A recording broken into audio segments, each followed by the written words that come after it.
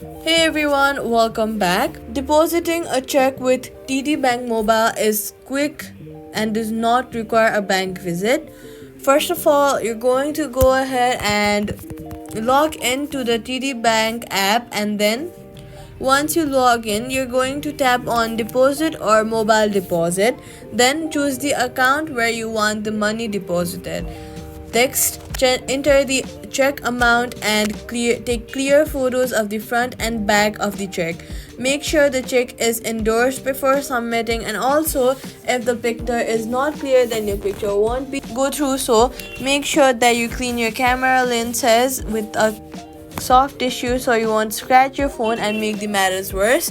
After that, make sure to check endorse before submitting.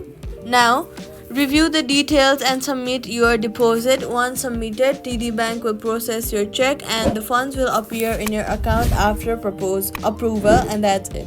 Subscribe for more quick